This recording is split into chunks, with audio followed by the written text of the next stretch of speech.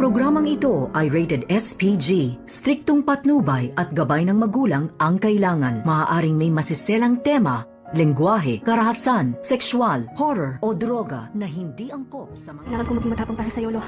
Lalabanan ko kung ano man yung takot na nararamdaman ko. Dahil hindi ka matutulad kay Ninong Cromwell.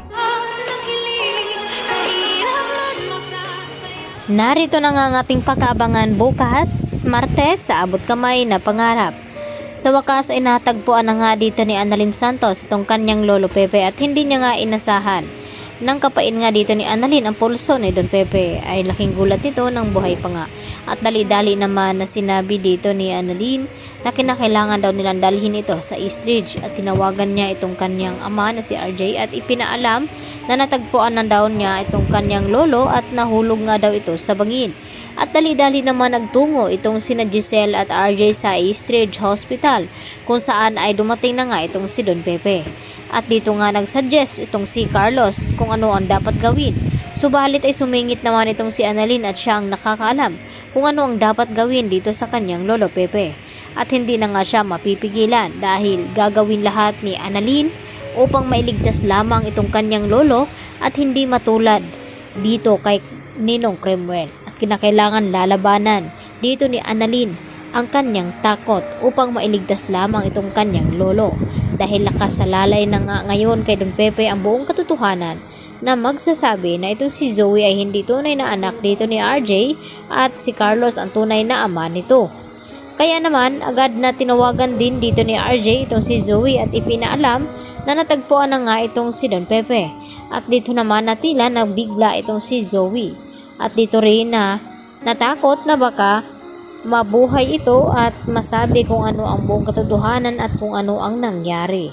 At dito naman na tila hindi mapakali ito si Zoe dahil malabo na nga makasurvive daw itong si Don Pepe sa ganong operasyon. Subalit si Annalyn nga ang gagawa nito. At dito naman na sinabi ni Moira na doktor itong si Zoe, wala ba siyang alam kung ano ang pwedeng gawin nila upang hindi matuloy na mabuhay itong si Don Pepe. Samantala hanggang pag-iyak naman ang ginagawa dito ni Giselle at niyakap niya itong kanyang ama na si Don Pepe sa akala na wala na nga ito dahil matapos ngang makita itong tungkod ay na ubusan na nga ng pag-asa itong si Giselle sa akala na hindi na daw nila makikita itong si Don Pepe. At nang tumawag nga itong si Annalyn, dito sila nabuhayan ng loob na makita pa ni Giselle itong si Don Pepe.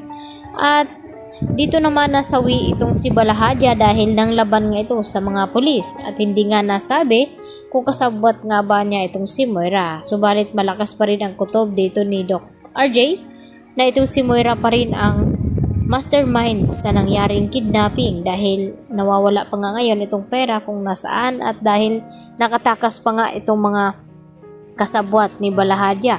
At tatakot nga itong si Moira na baka magsumbong daw ito kina RJ at Giselle at maikanta na may pakana at kasabwat itong si Moira at Zoe sa nangyaring pagkidnap dito kay Don Pepe. At sinisisi naman ngayon lahat ni Moira ang nangyari nga kay Don Pepe at dito sa pagkahuli ni Balahadya at pagkasawi dito kay Zoe at hindi na nga malaman ni Zoe ang kanyang gagawin. At pinuntahan naman agad ni Carlos Benitez itong kanyang anak nang tawagan niya ito at nagsabi na hindi daw niya sinasadyang mapaslang itong kanyang lolo. At hawak naman dito ni Carlos Benitez itong cellphone na ginamit ni Don Pepe na pangtawag dito kina Giselle at RJ at sinabi na may pakana ng kanyang pagkidnap ay walang iba kundi itong si Moira at Zoe. Subalit hindi nga sila sigurado kung ito'y narinig ba lahat-lahat ni Giselle. At tila kampante naman itong si Zoe na hindi nga dahil hindi galit itong si RJ na tumawag sa kanya. Kaya agad nagtungo sila sa East Ridge upang mangumusta at bantay sarado dito kay Don Pepe na baka magising ito at magsumbong sa kanyang nalaman. Yan ang ating pakatutukan bukas mga kapuso, dito lamang yan sa Abot Kamay na Pangarap.